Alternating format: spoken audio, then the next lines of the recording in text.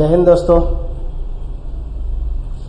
आज हम लोग कांग्रेस इंडियन नेशनल कांग्रेस का अगला भाग हम लोग देखने जा रहे हैं। इससे पहले हम लोग 3-4 क्लास के में लोग पढ़े।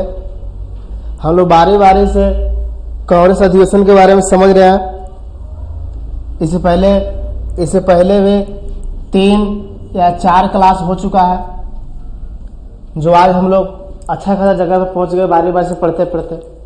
जैसे हम पिछले क्लास में फर्स्ट क्लास में ही चर्चा किए थे कि इंडियन नेशनल कांग्रेस का जितना अधिवेशन हुआ करता है सभी के बारे में हम लोग पढ़ेंगे, जानकारी करेंगे। आज चौथा या 5वां क्लास है। 5वां क्लास हुआ करता है। देखिए यहाँ पर सामने लिखा हुआ है 5वां क्लास। इससे पहले आप 4 क्लास भी देख कर आएंगे।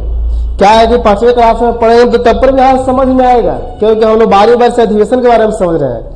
लेकिन अच्छे से समझना होगा, एक अच्छे से ढंग से समझना होगा तो पहले क्लास 1 करना होगा, 2 करना होगा, 3, 4 यहाँ पर 5 आएंगे। आप इसे पहले कांग्रेस अधिवेशन के बारे में जानते हैं तो आप 5 से भी पढ़ेंगे तो कोई दिक्कत नहीं है। चलिए क्लास 5 में हम लोग पहला देखते हैं। इससे पहले हम लोग इस अधिवेशन से पहले 41वां आज हम लोग 41वां अधिवेशन के बारे में पढ़ेंगे। इससे पहले आपको 1 से लेकर 40 अधिवेशन तक हम लोग पढ़ चुके हैं। कितना अधिवेशन तक? 40 अधिवेशन हम बोल चुके हैं। पिछले क्लास फर्स्ट क्लास में चर्चा किए थे कि हम सभी अधिवेशन के बारे में चर्चा करेंगे। और कुछ ऐसा महत्वपूर्ण अधिवेशन हुआ करता है जिससे ज्यादा सवाल आता है, ज्यादा वहां से फैक्ट निकलता है, उसमें हम ज्यादा चर्चा करेंगे। जहां से कम सवाल बनते हैं, कम फैक्ट निकलते हैं, वहां थोड़ा सा कम चर्चा करेंगे। चलिए 40वां अधिवेशन तक हम लोग पढ़ चुके थे, देख चुके थे। 41वां अधिवेशन में आते हैं।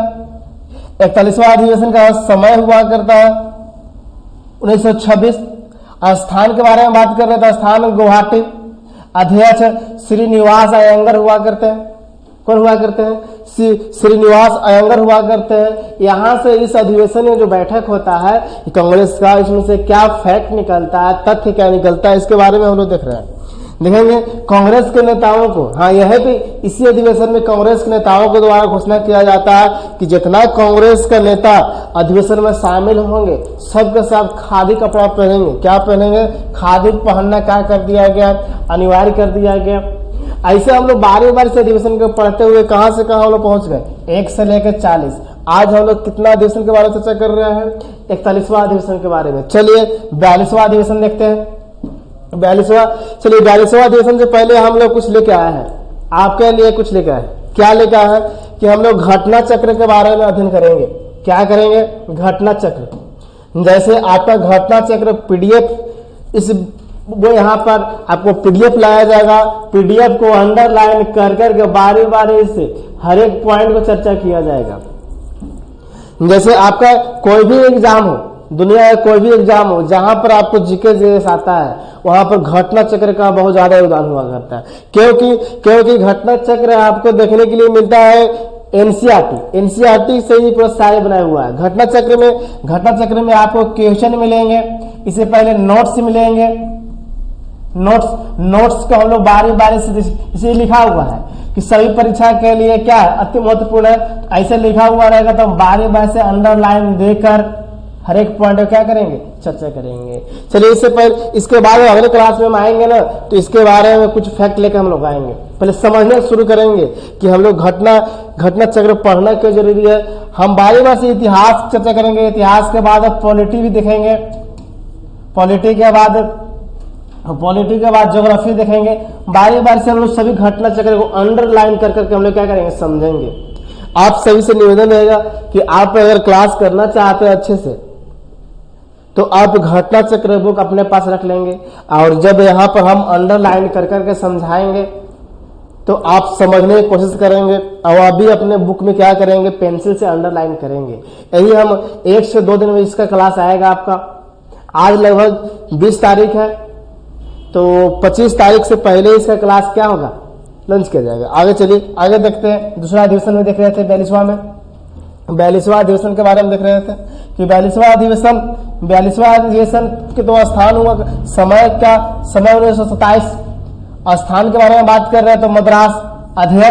अध्यक्ष हुआ करते हैं अहमद अंसारी। मुख्यतः अहमद अंसारी के द्वारा जो 42वां अधिवेशन हुआ करता है मद्रास का अध्यक्षता करते हैं। यहाँ से क्या क्या तथ्य निकलता है समझेंगे। पहला तथ्य कि साइमन कमीशन के विरोध पर प्रस्ताव पारित किया गया। यहाँ पर देखिए मद्रास अधिवेशन में ही साइमन कमीशन का विरोध। आप जानते हैं कि 1927 में साइमन कमीशन गठन हो गया था, 28 में भारत आता है, लेकिन इससे पहले पता चलता है कि भारत में एक साइमन कमीशन आ रहा है। क्यों इसका विरोध किया जाता है? क्योंकि इसमें 7 सदस्यीय लोग हुआ करते हैं और सभी के सभी क्या थे? सभी के सभी अंग्रेज हुआ करते हैं। कौन हुआ करते हैं? अंग्रेज। सभी के सभी क्या हुआ करते हैं? सभी के सभी अंग्रेज हुआ करते हैं। क्या हुआ करते हैं? अंग्रेज। जिसके वजह से भारतीय ये जो कमीशन जो आ रहा था इससे भारतीय सहमत थे। इस कमीशन में क्या जो कानून लेके आ रहा था उससे सहमत थे, लेकिन भारतीय इस बात से विरोध करते थे कि जो साइमन कमीशन में 7 सदस्य हुआ करते हैं और सातों के सातों ब्रिटिश है, इसमें भारतीयों को भी शामिल किया जाए, यही विरोध करते रहते हैं। दूसरा देखते हैं यहाँ पर तथ्य साइमन वापस जाओ के नारा मद्रास अधिवेशन में ही दिया जाता है। साइमन वापस जाओ के नारा कहाँ दिया जाता है? मद्रास अधिवेशन में ही दिया जाता है नारा।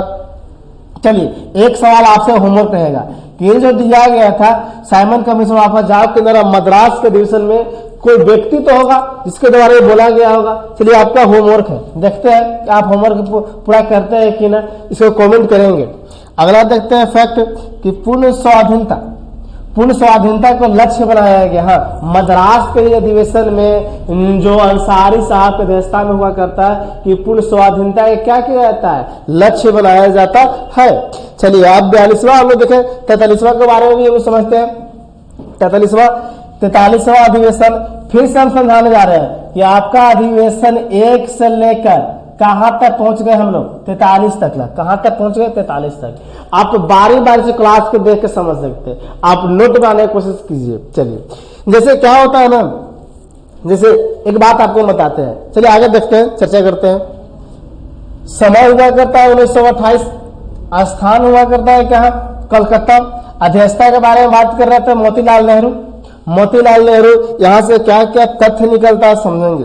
नेहरू रिपोर्ट को स्वीकार करने का प्रस्ताव पारित हुआ। नेहरू जो जवाहरलाल मोतीलाल नेहरू के द्वारा जो एक कानून बनाया जा रहा था, जो अपना अधिकार मांग किया जा रहा था, जिसे हम लोग आधुनिक इतिहास तो ही पढ़ रहे हैं, लेकिन सिर्फ और सिर्फ यहाँ पर हम लोग कांग्रेस के बारे में चर्चा कर रहे हैं। जब हम लोग नेहरू रिपोर्ट के बारे में पढ़ेंगे ना तो बताएंगे हम कि मोतीलाल नेहरू के द्वारा ब्रिटिश के पास पेश किया जाता है कि हमको अधिकार चाहिए। ब्रिटिश बोलता है कि हम तुमको एक शर्त पर अधिकार देंगे, जब तुम्हारा जो भारत में जो तुम्हारा सभी राजनीतिक दल अगर सहमत है तो हम आपको अधिकार देंगे। यही मोतीलाल क्या कहेंगे? मोतीलाल को बोला जाता है कि आप सभी सहमति हमको, ब्रिटिश बोलते हैं कि आप सभी को सहमति हमको दिखाइए। जितना भारत में राष्ट्रीय दल है या जो भी भारतीय दल है, उस सभी के सभी अगर आपका बात पर सहमत है तो हम आपको देंगे, स्वराज देंगे। स्वराज की मांग करते हैं, लेकिन सभी लोग शामिल होते हैं इसमें, सभी लोग हस्ताक्षर करते हैं, लेकिन एक व्यक्ति हुआ करता जिनका नाम हुआ करता है मोहम्मद अली जिन्ना सहमत नहीं होते तो अंग्रेज पूरा खुश होते हैं कि देखो हम जान रहे होते कि तुम भारतीयों में एकजुट है नहीं, हम तुमको स्वराज नहीं देंगे। आगे हम बात करेंगे कि इनका ही पुत्र हुआ करते हैं, मोतीलाल नेहरू का ही पुत्र हुआ करते हैं जिनका नाम हुआ करता है जवाहरलाल नेहरू। वो कहते हैं कि पिताजी हमको स्वराज नहीं चाहिए, क्या चाहिए?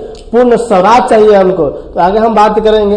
देखिए दूसरा यहाँ पर क्या होता है 28 में गांधी जी यहाँ बोलते हैं ना मोतीलाल नेहरू से कि अगर आपका नेहरू रिपोर्ट स्वीकार नहीं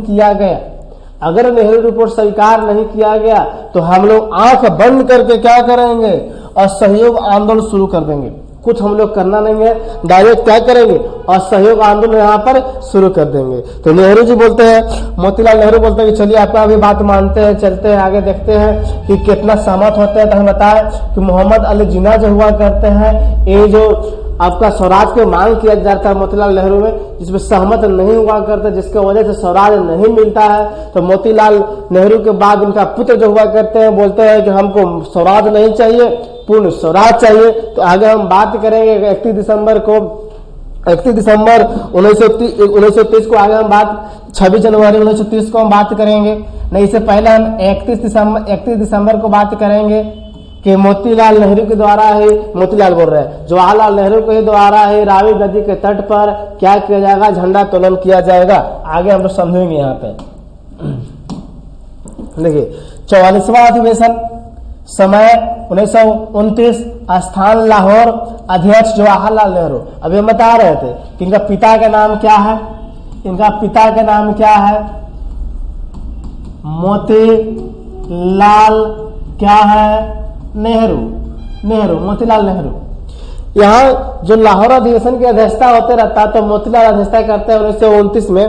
तो इसे यहाँ से क्या क्या तथ्य निकलता है इसके बारे में हम लोग समझना है। देखिए आपका इस तथ्य के बारे में हम बार बार क्यों चर्चा कर रहे हैं, आपका जो एग्जाम हुआ करता है ना, एग्जाम, उसमें आपको यही सवाल आता है। जैसे सवाल पहला आएगा, पहला तथ्य पढ़ते हैं कि पूर्ण स्वराज का प्रस्ताव पारित किया गया, पूर्ण स्वराज प्रस्ताव की पारित किया गया। तो कौन सा अधिवेशन में पारित किया गया, लाहौर अधिवेशन में। समय पूछता है कि कौन सा अधिवेशन, कब अधिवेशन हुआ था जिसमें पूर्ण स्वराज का किया गया था, पारित किया गया था। देखिए 31 दिसंबर 1929 को, 31 दिसंबर 1929 को रावी नदी के तट पर क्या किया गया था, तिरंगा झंडा फहराया गया था। और यहाँ पर अगला पॉइंट देखिए, हम बोले ना कि मोतीलाल नेहरू, हालांकि नेहरू रिपोर्ट पढ़ेंगे जिसके बारे में अच्छा से व्याख्या करेंगे, लेकिन यहाँ हम लोग कांग्रेस का अधिवेशन पढ़ रहे थे, सिर्फ उतना ही बात करेंगे कि स्वराज का मांग करते हैं मोतीलाल नेहरू, लेकिन पूर्ण स्वराज का मांग कौन कर देते हैं, जवाहरलाल नेहरू। आगे देखिए 1930 में कांग्रेस का कोई अधिवेशन के बारे में चर्चा नहीं किया गया। हाँ, यही बोला जाता है 29वें में बोला जाता है कि अगले साल कोई अधिवेशन नहीं होगा, सिर्फ और सिर्फ इसी पे चर्चा किया जाएगा। किस चर्चा किया जाएगा, पूर्ण स्वराज पर। तो यही देखने के लिए मिलता है आपको कि जो 1930 में हुआ करता है कांग्रेस का कोई अधिवेशन आपको देखने के लिए नहीं मिलता है। आगे देखिए तीसरा देखिए तथ्य कि 26 जनवरी 1930 को पूर्ण स्वाधीनता दिवस मनाया गया। पहली बार सवाल आता है कि 26 जनवरी 1930 को, यानी पूर्ण स्वाधीनता दिवस कब मनाया गया, 26 जनवरी 1930 को। आप जानते हैं कि संविधान तैयार हो गया था 26 नवंबर 1949 को। संविधान जो हमारा जो तैयार होके बैठ गया, संविधान तैयार होकर रख दिया गया था 26 जनवरी 1949 को, लेकिन लागू कब किया गया, इसी दिन जिस दिन पूर्ण स्वाधीनता दिवस मनाते हैं ना, या पूर्ण स्वराज दिवस मनाते हैं। क्या मनाते हैं, पूर्ण स्वराज दिवस जो आप मनाते हैं 26 जनवरी को, इसी दिन क्या किया गया, 26 जनवरी 1950 को ही संविधान लागू किया गया था। आपसे सवाल भी आता है कि इतना तारीख बन कर तैयार हो गया, लेकिन लागू कब किया गया था, तो 26 जनवरी 1950 को हमारा संविधान क्या होता है, लागू होता है। जब हम संविधान ही पढ़ेंगे ना, संविधान में हर एक पॉइंट के बारे में चर्चा करेंगे कि जिस दिन संविधान लागू हुआ था उस दिन कितने व्यक्ति का हस्ताक्षर हुआ था, सब चर्चा करेंगे। आगे देखिए यहाँ पर यही निकलता है लाहौर अधिवेशन में कि सविनय अवज्ञा आंदोलन के तहत दांडी यात्रा शुरुआत करने की क्या किया गया, अनुमति यहीं पर लिया गया कि जब दांडी यात्रा शुरू किया गया तो यहीं पर किया जाएगा। तो यहीं पर जब सविनय अवज्ञा आंदोलन के बारे में यहाँ क्या किया जाएगा, चर्चा किया जाएगा। आगे देखते हैं। हाँ, दांडी समझेंगे। दांडी सवाल क्रमबद्ध को सजाने के लिए भी आता है, सजाने के लिए कि पहले कौन हुआ, पहले सविनय अवज्ञा आंदोलन के पहले दांडी यात्रा। तो दांडी यात्रा ही पहले होता है ये नमक कानून का विरोध करने के लिए, जब यहाँ पर लोग ज्यादा जनसंख्या में, ज्यादा समूह पर ज्यादा भीड़ लग जाता है, ज्यादा जनसंख्या यहाँ पर जमा हो जाते हैं, जिसके वजह से अब क्या कहते हैं कि अब हम लोग सविनय अवज्ञा करेंगे। तो सविनय अवज्ञा आंदोलन के बारे में भी पढ़ना होता है। ये भी आपको यहाँ पर मिलता है, यहाँ पर क्या मिलता है कि दांडी, देखिए समझेंगे कि दांडी यात्रा कहां से शुरू हुआ, पहली बात। दूसरा, सविनय अवज्ञा आंदोलन कहां से शुरू हुआ। बहुत मजेदार क्वेश्चन है, बहुत मजेदार। ये जो पॉइंट है ना, बहुत पीसीएस में पूछता है, पीसीएस बिहार बीपीएससी में बहुत से सवाल आपको देखने के लिए मिलता है कि दांडी यात्रा कहाँ शुरू हुआ, सविनय अवज्ञा आंदोलन कहाँ शुरू हुआ। अगर आप पढ़े इसके बारे में है, देखते हैं कि आप कितने बच्चे से कमेंट करते हैं कि दांडी यात्रा कहाँ से। चलो हम बता दें, दांडी यात्रा साबरमती से, गुजरात साबरमती मतलब। लेकिन ये बताएंगे आपके और सविनय अवज्ञा आंदोलन शुरू कहां से हुआ था, इसके बारे में आपको हम देखना चाहते हैं। चलिए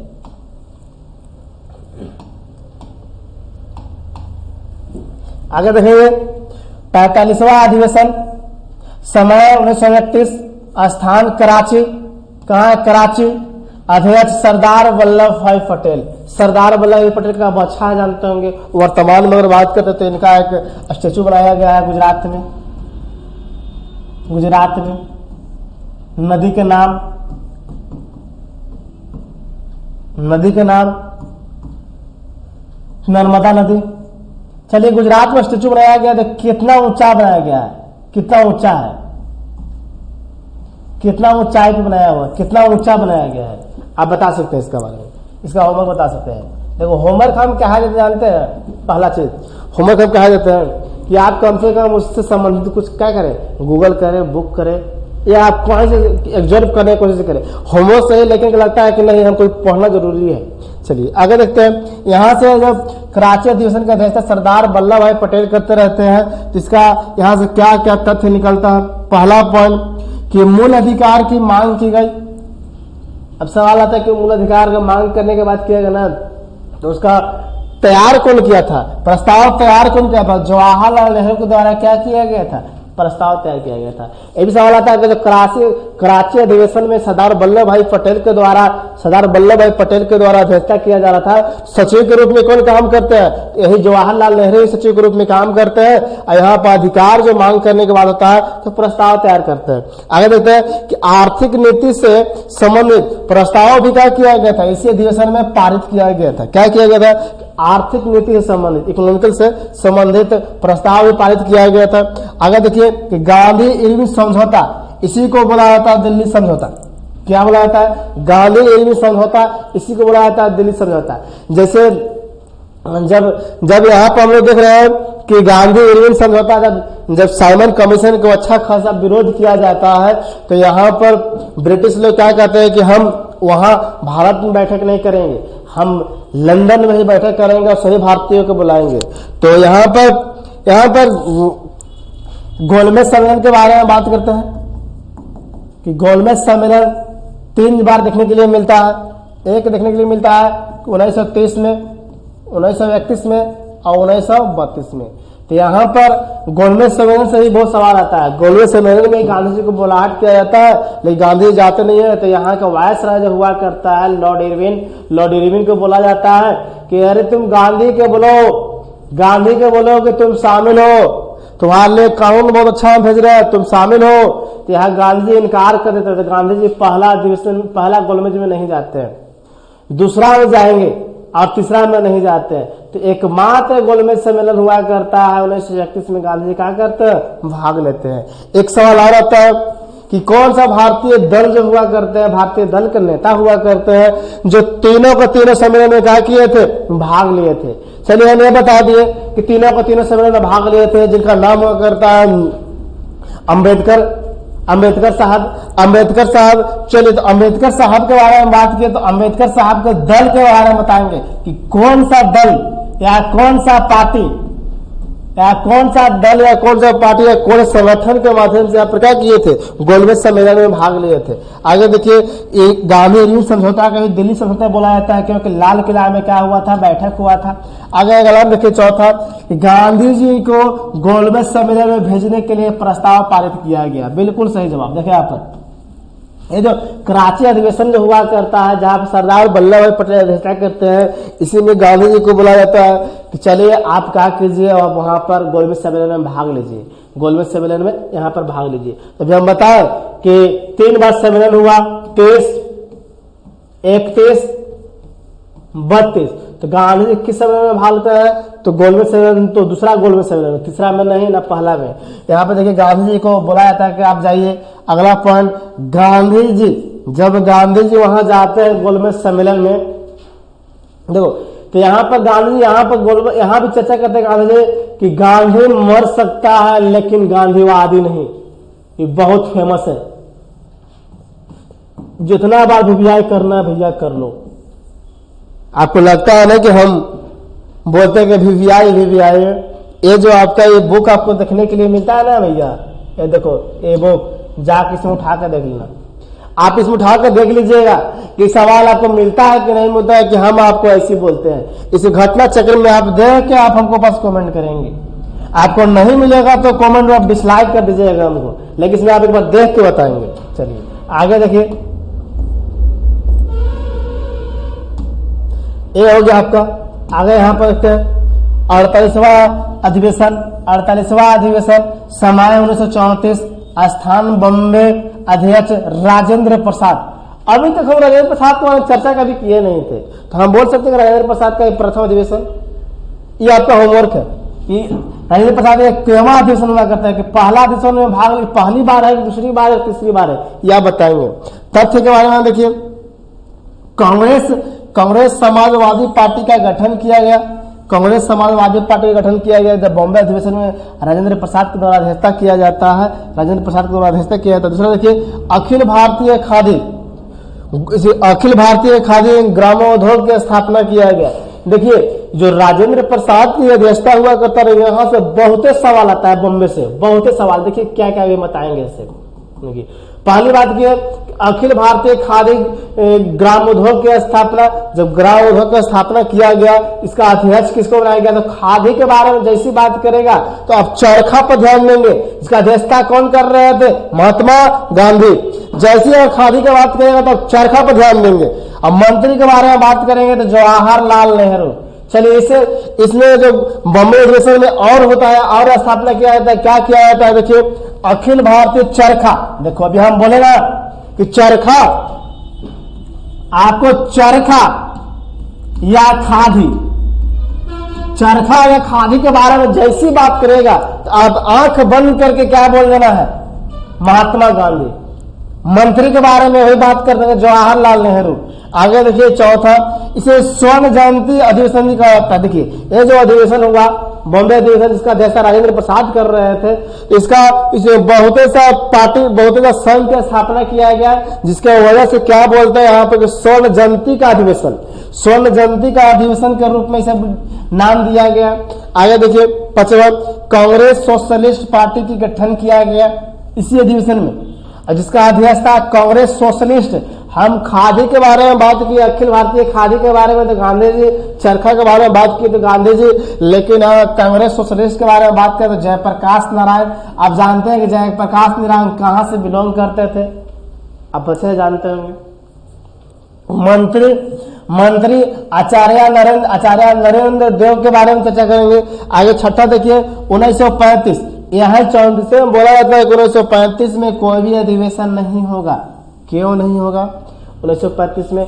क्योंकि 1935 में यहाँ लिखा नहीं गया, लेकिन 1935 में कांग्रेस का अधिवेशन नहीं होता। क्यों नहीं होता? क्योंकि उस समय भारत शासन अधिनियम 1935 आ जाता है, जिसमें भारतीय लोग क्या होते हैं, इसमें बहुत सा सूचियां आता है। आप संविधान पढ़े हो, संविधान में देखे होंगे कि भारत शासन अधिनियम 1935 से हमारा संविधान में बहुत सा आंकड़ा लिया गया है। सबसे ज्यादा योगदान होना करता है भारत शासन अधिनियम 1935। जैसे विदेशी स्रोत के बारे में पढ़ते हैं ना, हम लोग पॉलिटी पढ़ते हैं, उसमें विदेशी स्रोत के बारे में पढ़ते हैं कि कौन देश से क्या लिया गया, तो उस आंकड़े में बात करते हैं तो भारत शासन अधिनियम 1935 से सबसे ज्यादा लिया गया था। आगे देखिए 49वां अधिवेशन के बारे में बात कर रहे हैं। समय 1936, स्थान लखनऊ, अध्यक्ष जवाहरलाल नेहरू। एक आपसे होमवर्क रहेगा। क्या होमवर्क रहेगा? कि जवाहरलाल कितना बार अध्यक्षता करते हैं? दादा भाई नरोजी कितना बार अध्यक्षता करते हैं? और सबसे ज्यादा किस स्थान पर अधिवेशन किया गया था? कांग्रेस का अधिवेशन सबसे ज्यादा कौन सी जगह पर किया गया था? ये आप देखेंगे। तथ्य देखेंगे, कांग्रेस पार्लियामेंट बोर्ड की स्थापना किया गया है लखनऊ अधिवेशन में। कांग्रेस, दूसरा पॉइंट, कांग्रेस का लक्ष्य समाजवाद निर्धारित किया गया, कांग्रेस का लक्ष्य समाजवाद निर्धारित किया गया। ऐसे हम लोग पढ़ते, एक और हम लोग देखते हैं जो लास्ट आपका देखते हैं, इसके बारे में फिर समझाएंगे। देखिए यहाँ पर कि घटना चक्र देखो बार बार एक ही चीज को समझा रहे हैं कि घटना चक्र आपके एग्जाम के लिए बहुत इंपॉर्टेंट है। घटना चक्र में क्या है ना, घटना चक्र में कि आपको पहले नोट मिलेगा। क्या मिलेगा? नोट। जैसे मान लीजिए कि मुगल के बारे में पढ़ रहे हैं, मुगल साम्राज्य के बारे में पढ़ रहे हैं, मुगल साम्राज्य के बारे में, तो मुगल साम्राज्य से पहले, मुगल साम्राज्य से आपको नोट मिलेगा, बड़ा कहानी मिलेगा। कहानी जब यहाँ पर जब इंड हो जाएगा, इंड यहाँ पर, एक बाद आपको 1 से लेके 50 को 60 को क्वेश्चन मिलता है। और सब क्वेश्चन आपको प्रीवियस, आप देखिएगा क्वेश्चन कहाँ, सब पीसीएस क्वेश्चन मिलेगा। आप यहाँ पर यहाँ से यहाँ तक मिलेगा। लेकिन जो नोट रहेगा ना, इस नोट को बारी बार से अंडरलाइन कर करके हम लोग समझेंगे पीडीएफ के माध्यम से। लेकिन आपके पास समझने से पहले आपके पास बुक होना चाहिए, क्योंकि हम जब यहाँ अंडरलाइन करेंगे तो आप भी अपने कॉपी, अपने बुक पर क्या करेंगे, पेंसिल से अंडरलाइन करेंगे। और कुछ अब इसमें, इस नोट्स में बहुत कुछ आपको देखने के लिए अगर नहीं मिलता है तो हम स्लाइड अलग लेकर घटना चक्र हम अलग सदा पेज लेकर उसके बारे में, मुगले के बारे में चर्चा करेंगे। तो मुगले के बारे में क्या करेंगे, हम व्याख्या करेंगे। जब नोट्स ज्यादा व्याख्या करेंगे बात आएगा, तब नोट्स में आपको मिलता है कुछ फैक्ट है या कुछ बेसिक कहानी के माध्यम से, जैसे घटना चक्र तो अंडरलाइन करेंगे, लेकिन इतने से आपका थोड़ी खत्म हो जाएगा, उसके इसमें थोड़ा सा आपको मिलेगा, लेकिन ज्यादा हम लोग कहानी के माध्यम से समझेंगे। यही एक हम सीरीज लेके आ रहे हैं, घटना चक्र भारतीय इतिहास, जो आप सभी के पास बुक होना चाहिए। आगे हम पढ़ाएंगे। अगले क्लास में आपका 100% कांग्रेस समाप्त मेरे तरफ से। अब आपके तरफ से समाप्त होता है कि नहीं होता है वो आप जानेंगे, क्योंकि हम तो जान नहीं रहे हैं। आप तो कमेंट के माध्यम से बताते नहीं है कि हम इस चैप्टर को, हम इस क्लास को कर लिए हैं। आप मेरे तरफ से कल आपका 100% समाप्त हो जाएगा। और परसों दिन आपका लगभग इसी टाइम में हम क्या करेंगे कि ऑनलाइन, इसी टाइम में हम ऑनलाइन क्या करेंगे, आपका कांग्रेस से संबंधित कुछ क्वेश्चन लाएंगे जो हम लोग पढ़े हैं। चलिए, आप यहाँ तक कमेंट के माध्यम से बताएंगे। आज हम लोग लगभग 5वां क्लास तक पढ़ लिए। आज हम लोग क्लास 5, आज हम लोग कितने क्लास है, क्लास 5 तक हम लोग क्लियर कर लिए। मतलब कांग्रेस आपका 90% समाप्त हो गया, 10% बचा। मेरे तरफ से 100%, आपके तरफ से हमको पता नहीं है। मेरे तरफ से 100% कल समाप्त हो जाएगा। अब 500 दिन क्वेश्चन लगा रहा है तो पूर्ण रूप से 100% समाप्त हो जाएगा, क्योंकि हमको पढ़ लिए। पढ़ने के बाद तो क्वेश्चन तो भी लगाना होगा, न कि हम लोग खाली क्लास कर लिए, क्वेश्चन लगाबे नहीं किए, तो पढ़ने से क्या फायदा। हमको पढ़ने के बाद ये लगना चाहिए कि हम जो पढ़े हैं यहाँ पर, जो हम लोग क्लास गुरुकुल से पढ़े हैं, तो हमसे क्वेश्चन बन रहा है या नहीं बन रहा है, इसको जांच करना होगा कि ना। नहीं तो कोई भी टीचर आया हला कर दिए कि हम ये पढ़ा के चले गए, नहीं, आपको क्वेश्चन बनना चाहिए। चलिए, यहाँ तक हम लोग देखें। अगले क्लास में हम लोग आएंगे तो क्लास आपको 6 रहेगा, और क्या रहेगा यहाँ देख लीजिए, लास्ट रहेगा कांग्रेस थ्योरी लास्ट रहेगा। परसों दिन हम लोग आएंगे अगले क्लास में।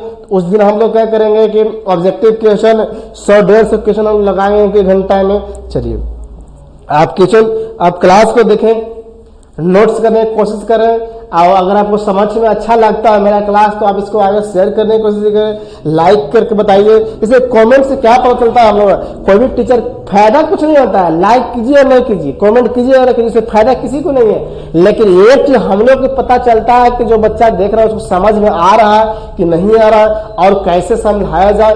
इस चलते क्या करता है टीचर की आपसे कमेंट करने के लिए कहता है। चलिए, धन्यवाद, मिलते हैं अगले क्लास में। जय।